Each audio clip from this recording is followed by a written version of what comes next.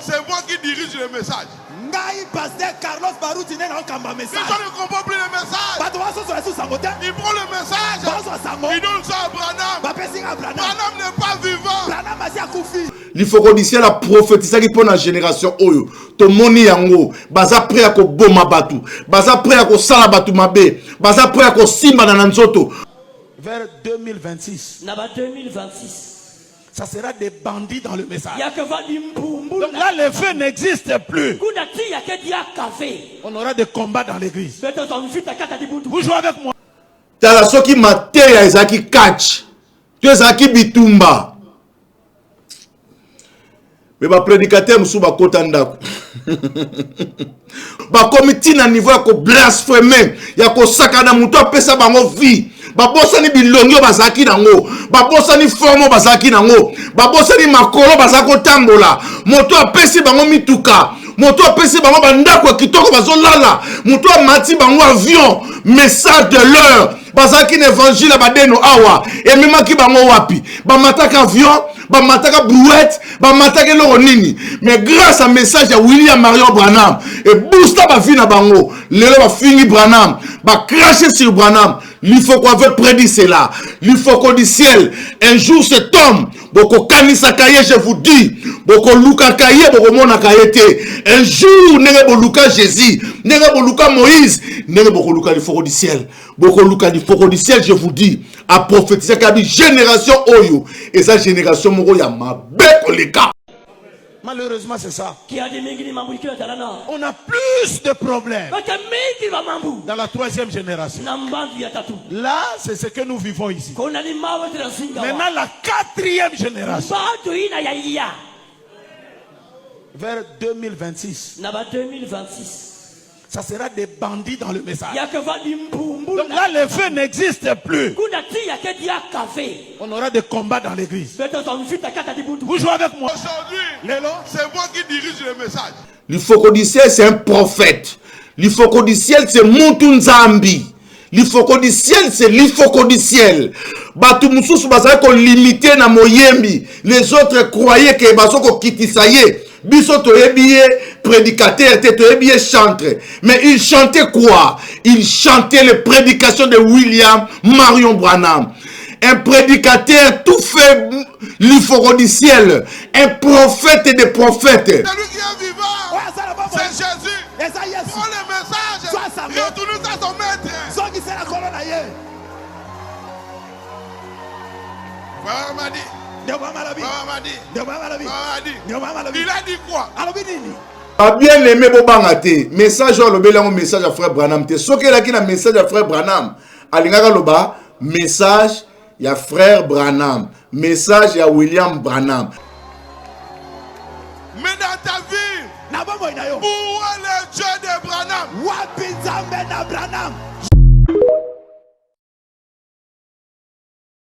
Message à Dio Kateaki. Message à l'Ifocodiciel à Teaka. Message à Sylvain Kouala. Ils ont dirigé. Papa, ça se joue avec les gens. Ça sert à rien. Je crois que c'est Billy Graham Oral Robert était parti en Israël. Et il disait aux Juifs, mais non, mais nous on a cru en un de vos fils. Jésus c'est un de vos fils, c'est un juif. Frère Branham a corrigé ça. Hein? Hein? A-t-on qu'on respecte Bangote? Hein? Tigata Bilobe là. Ils ont dirigé le message de Matéanine. C'est lui qui est vivant. C'est Jésus. Prends le message et retourne à son maître. Voilà, m'a dit. Il a dit quoi? Il n'est jamais allé voir Oral Robert pour dire non, ce que tu avais dit là. Il n'a pas fait ça en privé. Il a corrigé ça dans une prédication. Oh non, va faire ton frère. Tu dis n'importe quoi, nous on va venir. On va corriger ça ici à la chaîne. Oui, c'est un serviteur de Dieu. Mais il y a un message à Facebook. Il y a un message à WhatsApp. Il y a un message à Branham T. C'est un serviteur, il y a un message à Facebook, il y a un message à WhatsApp.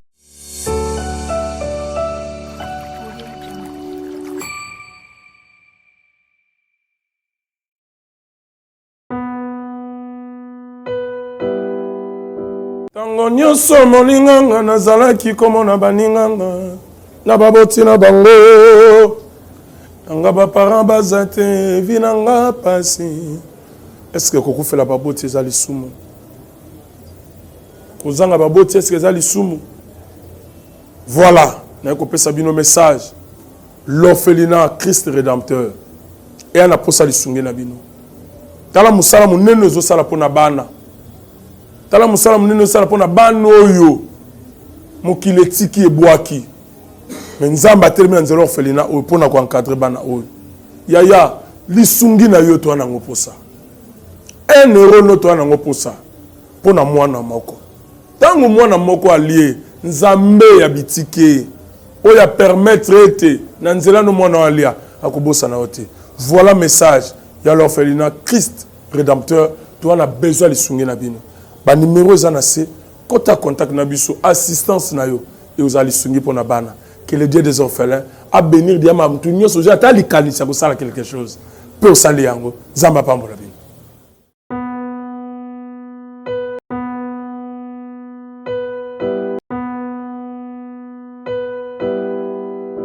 Merci Balania Nouvelle Tendance. Merci encore une fois chez vous, dans vos maisons, Épiscope Mborande Kita, rendez-vous na Kitata. Nakanisi émission Alelo, nazuba appel ya kosakanate batu bazobe ngangai Épiscope tala mutu na yo ayo kakate yoka babiloko alobi lisusu.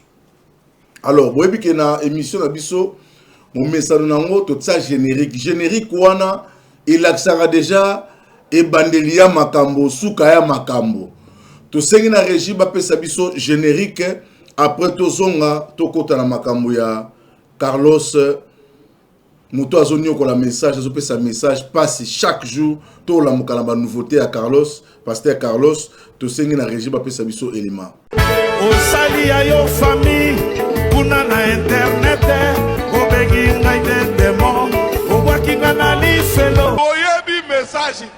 Vous ne connaissez pas le message.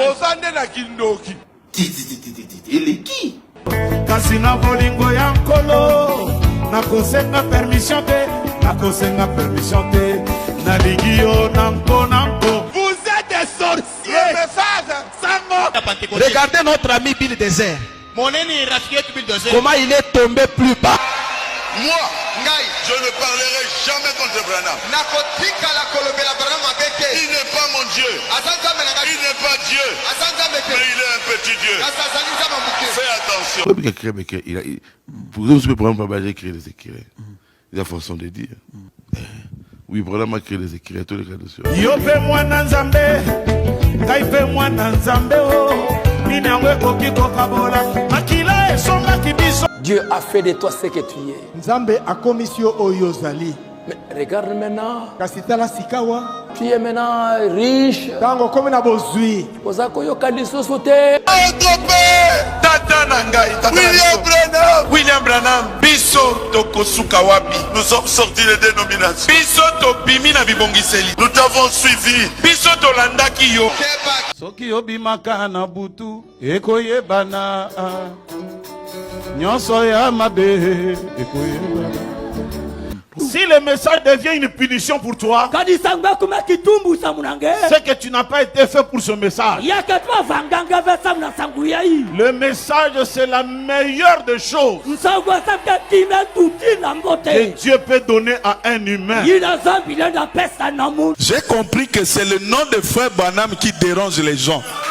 Mais nous n'allons pas laisser ce nom. Même si vous dites que vous priez Jésus, c'est bien. Mais celui qui va vous identifier le Jésus que vous dites prier, c'est Branham. Merci beaucoup Nakanisi Bolandi générique Kitoko. Oyo lobaka nyonso boyoki toujours bandoki biso toyebi message te yenda yebi message biso so bandoki. Na tunaki mutu na ye biso to bandoki tanga oloba na bandoki aloba na banani.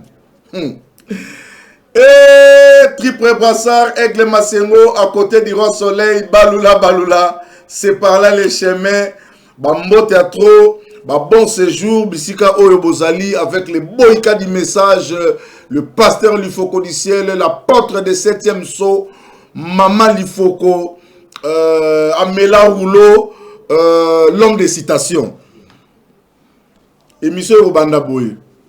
Mavungu, remets les livres, Mavungu, remets les livres du professeur. Voilà, Kota Braza déjà Bazoemba.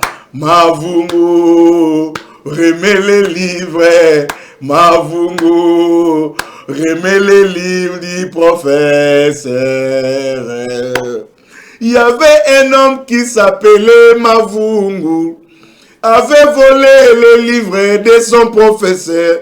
Mavungu. Bana message à frère Branabino Toukaboui. Mavungu. Remets les livres. Mavungu. Remets les livres du professeur. Moutoua ebisinga épiscope tant oué manzembo na sekakafa. Wazalendo tant oué manzembo na sekakafa. Atuni ngante pange laksani papa. Moi, je suis un livre à professeur. Professeur a fait son terreau 10 sur 10. A fait sa devoir 10 sur 10. À terre. Professeur a dit, remets mon livre. Remets mon livre. Je suis un livre. Parce que biloko zo bimisa oyo eza yango te. Pasteur Carlos, remets-nous nos photos. Bozong saba omona ki bidozer. Azong selenga ba bronchir nyonso. Yo pe zong sabi so ba bronchir. Pesa biso ba photo na biso otika na église na ba dénominationnel. Oloba ki yango bien que même papa na bino tanga zaki vivant baba nobe na ba tabernacle église ya ba dénominationnel. Mais un jour na ka moi oyebisa pasteur mo ke mutu ana za deno ngana deno so ngana deno yo zanani soki ngana za deno yo zanani bana message à frère Branham bobanga te ngana za wazalendo naza ekoya na butu ekoya na moi bobanga na bino te naza toko soigner ngo pete to aussi sango pete téléphone eleli wazalendo tala ndenge bazo sakana na Musakoli Branham tala ndenge bazo sakana message ya William Marion Branham tala ba déclaration ya Carlos Ouebsanga asaliso nini épiscope yope respecta kayepe quand même aza pasteur banga kayeko papa tango solo bozo moni muninga na yo c'est un serviteur de Dieu. Oui, c'est un serviteur de Dieu. Mais il y a un message à Facebook, il y a un message à WhatsApp, il y a un message à Branham T. C'est un serviteur, il y a un message à Facebook, il y a un message à WhatsApp. Papa Carlos, ce qui te suit ma photo na yo. Ndengo zalaka. Nandengo komi lelo. Oza fruit, y a message, y a William Marion Branham. Lelo nandimi Bibli eloba ya solo que sachez que dans les derniers jours, il y aura des temps difficiles car les hommes seront égoïstes, amis de l'argent, rebelles à leurs parents. On s'est rebellé contre Branham. Naebisa kibine se kiri.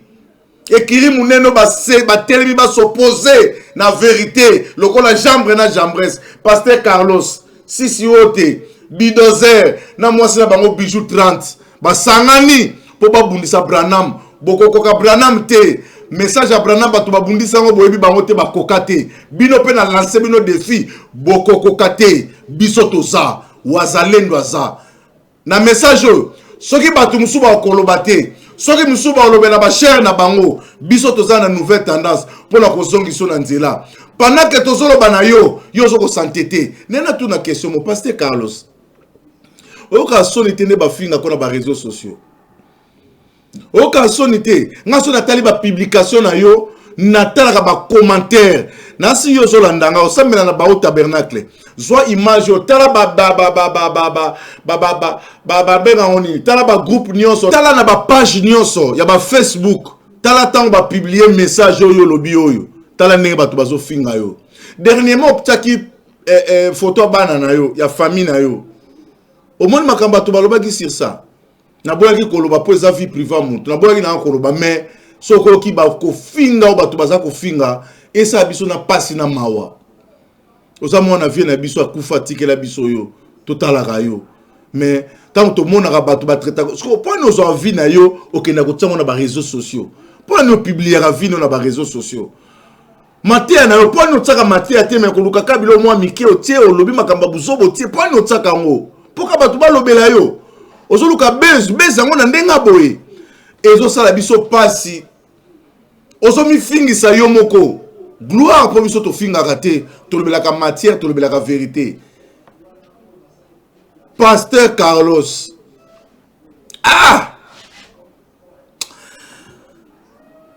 Na yobi ke so Nathalie yo ermona loba to fana na mabe to sala onini yango Carlos to sala onini hein lelo penza yo telemi pona ko kisa message soni ozo croire pena soki papa na bino zaki vivant azinga za la fière na makambo ozo sala na message lelo combien de vidéos na tela ko papa na zo défendre message à Branham azo lela azo loba que non il peut jamais trahir ce message.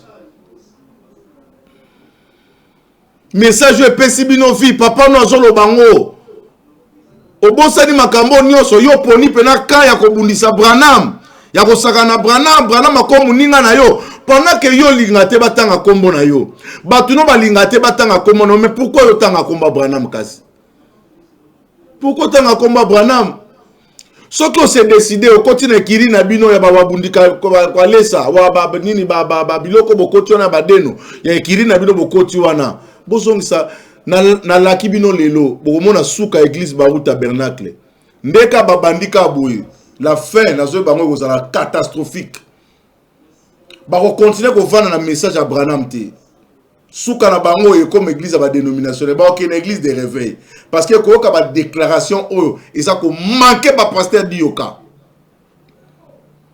eza manquement na kati ya ville de Kinshasa. Koyoka discours au Carlos Alobi, c'est manquer le pasteur Dioka. Koyoka discours Alobi, c'est de manquer le pasteur Liforodicien na Pointe Noire. Koyoka Makamba Alobi, c'est de manquer Sylvain Akouala na Brazzaville. Asali binonini, Mouana Bato, Asali nini. Bolanda vidéo après tout son. Cache dans ces cas dans des enfants. J'ai caché et révélé par la simplicité. Aujourd'hui, c'est moi qui dirige le message. Pasteur Carlos Barouti n'est pas un message. Si je ne comprends plus le message, il prend le message, il donne ça à Branham. Branham n'est pas vivant. C'est lui qui est vivant. C'est Jésus. Prends le message et retourne ça à son maître.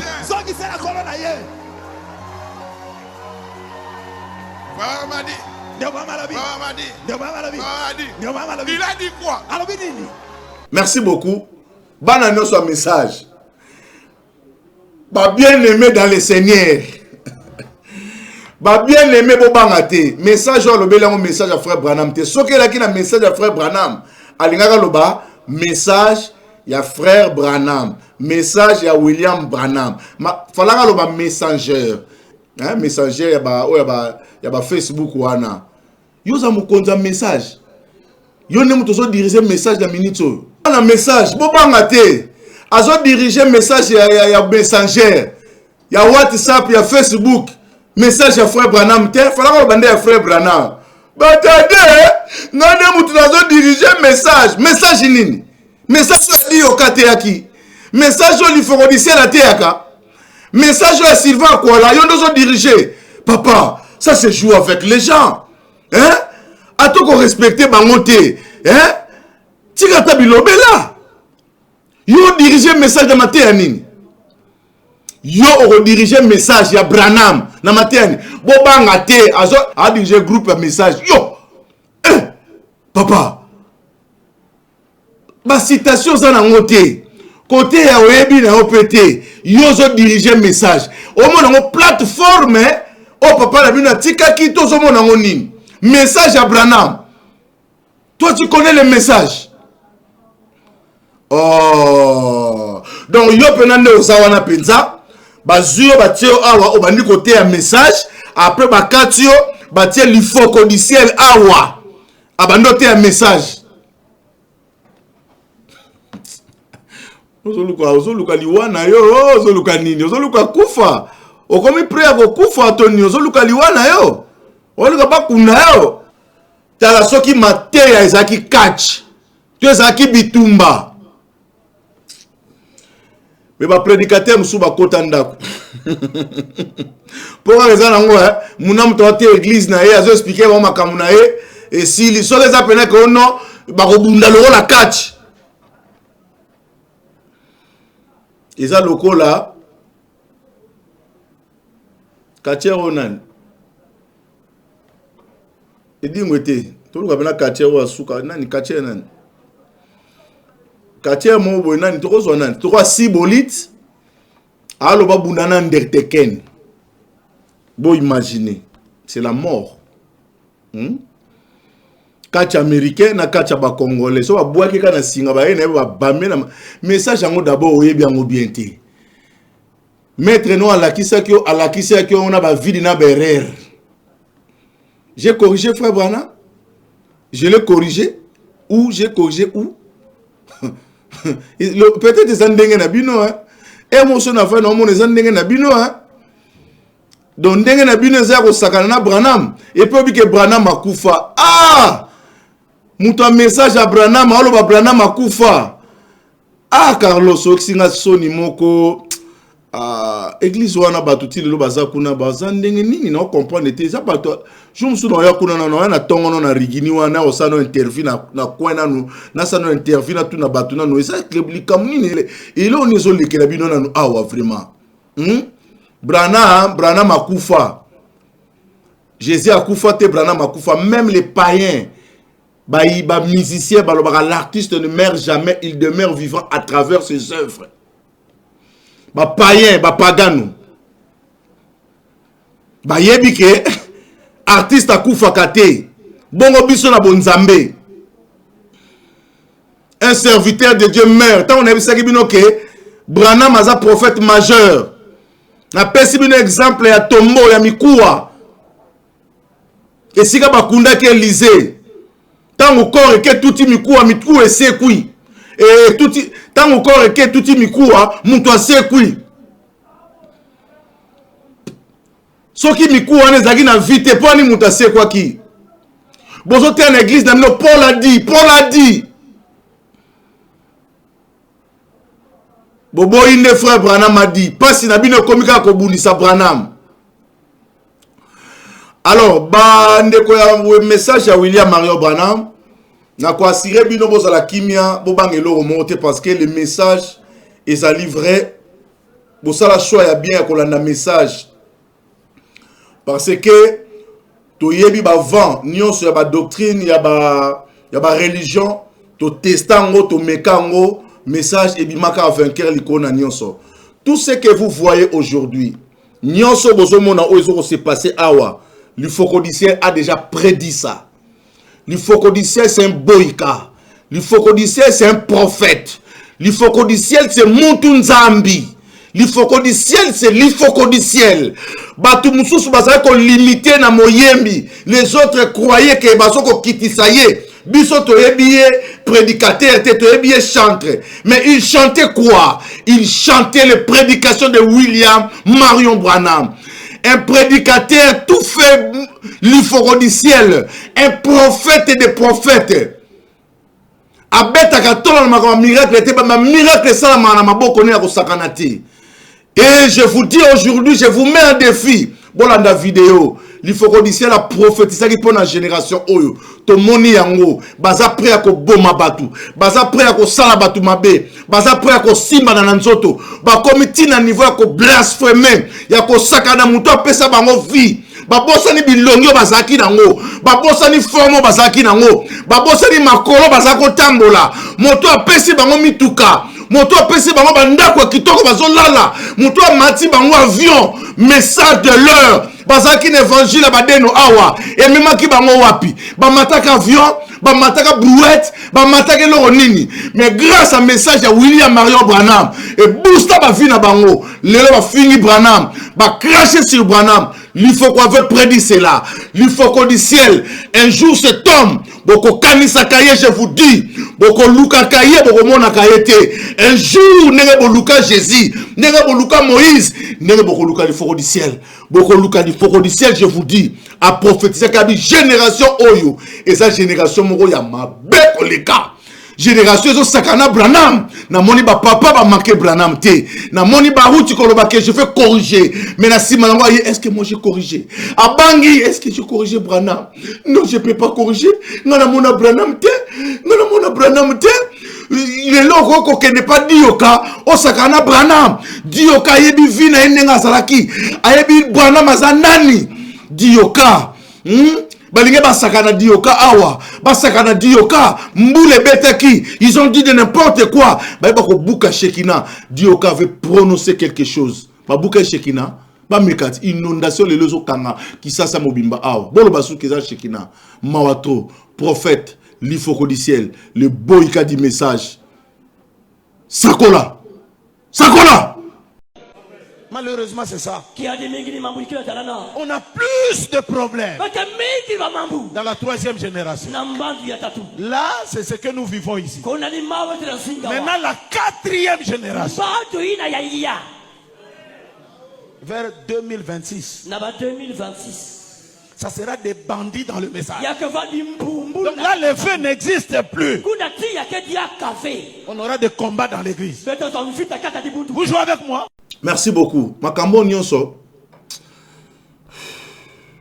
Nous avons monté dans le niveau mo saranate. Makambo nyonso yo, il va là à l'Obakiango. Quand il fait ses déclarations que Branham n'a pas créé les écureuils. Et si c'est là, d'accord, Branham n'a pas vu les Branham n'a pas vu. Tant ça Makambo, est-ce que Lukabiso tout nabiso kebino bateau boebi message. Bo expliquer est-ce que Branham a créé les écureuils? Mais pourquoi bino bozoti na biso to kende ko lukaye Sylvain quoi là répondre ba ngala loba ba boya ko yokangaye Sylvain quoi là répondre est-ce que toko ke luka bango to ko sila na awa to ko sila na awa.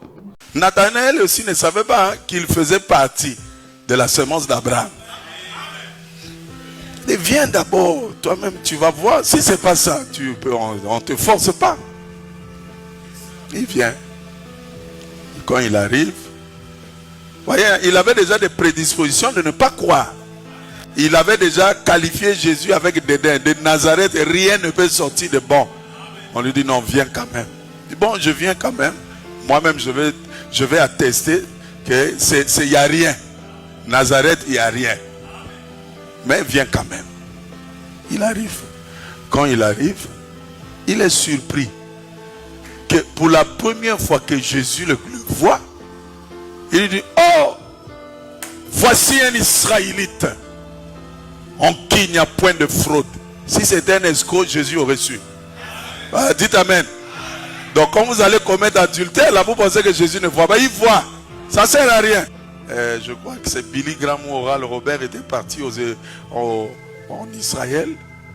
Et il disait aux Juifs, mais non, mais nous on a cru en un de vos fils. Jésus c'est un de vos fils, c'est un juif.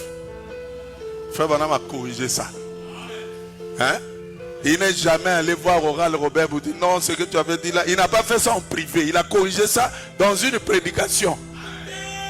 Oh non, va faire ton frère. Tu dis n'importe quoi, nous on va venir. On va corriger ça ici à la chaîne. Dites amen. Tu dis que Branham est Dieu. Nous on va corriger ça du haut de la chaîne ici. On ne viendra pas te voir. Tu es impudique, on va frapper ça du haut de la chaîne. Si ça te touche, réponds-toi. Tu ne te réponds pas, on se sépare de toi. Deux personnes pour marcher ensemble doivent s'entendre. Et les oiseaux de même plumage volent toujours ensemble. Moi, je n'aime pas les impudiques. Tu es impudique qui, mon camarade, est silly. Soyez comme ça, frère. Quand quelqu'un veut t'emmener dans des mauvais chemins, tu te sépares de lui. Abraham et Lot.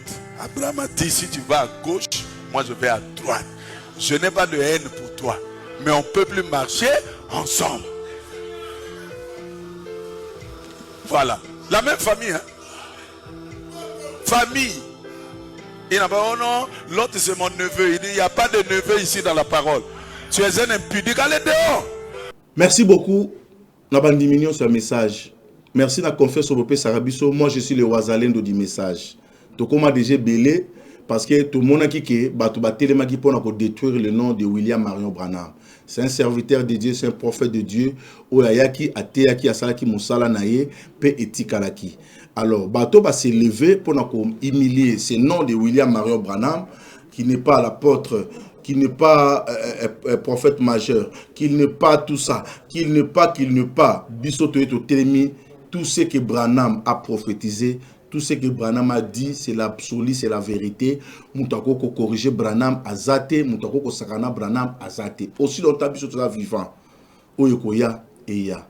To yebike, basana ba méthode na bango ba selaka, o ba utilisaka pona ko humilier message oyo. Mais biso be toza sima na bango. To ndimi etumba oyo.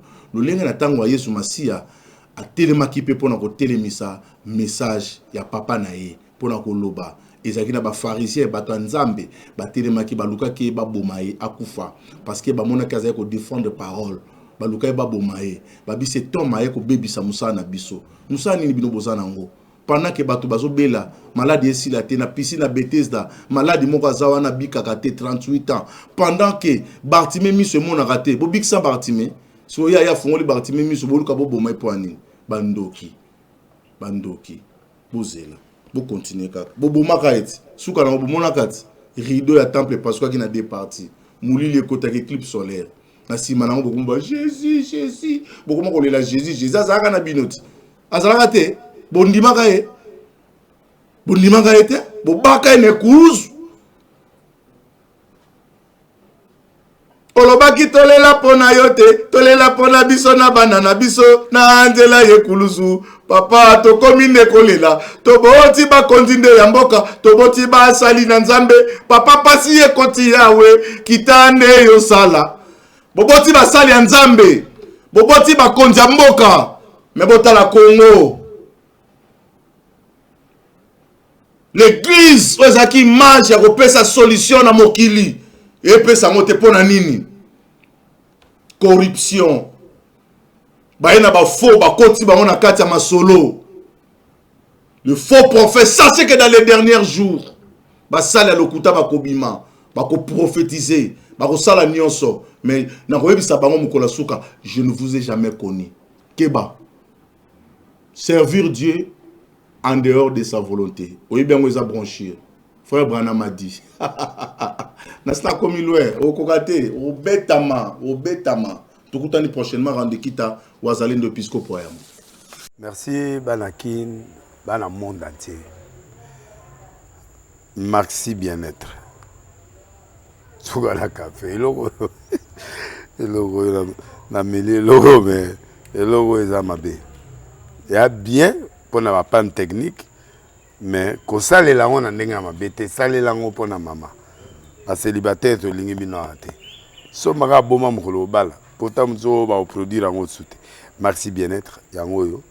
Lukango benga ndegonanga alendele yemutu ayebi esika ko fournir yo autant que tu veux $35 ezebele na kati. Sobo melika moko de joga bien. Be moroïde banini tout ça.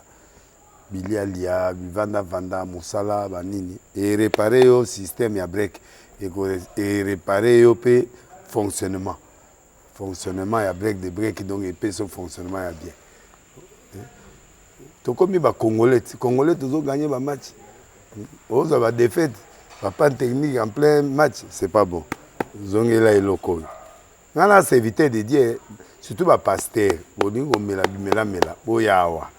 Bo benga pena alendele na numéro na e pour bo benga pour bozo loko. C'est important. Traitement poison anti-poison yango yo. Ne ba mususu meli yango avant okende obima o melango ça a des jours atabati le loko moi cuire mon corps c'est bon oyo pe anti-poison donc soko ata ezana kati et longolango alendele mikolo som na bité mindele yango ba pese biloko ba udia po biloko yango bendeza ya solo mikolo ba tchaka poison ato a famille te ato za problème na mututé jalousie car do ba produit yango na anti-poison oyo pe anti-poison. Donc, benga alendele à partir naïe aïbindeni ouya ozwango. Nzambe nanga pambola bino mi batela mboke komi biete. Batwa komi na jalousie oyo tozo comprendre de souté. Bana mike bazo kufa mikolo bazo kufa ba otiana bana bébé ba poisson. Donc toujours zala na ntina yo ndenge na nga na ndako, c'est bon. Que Dieu vous bénisse.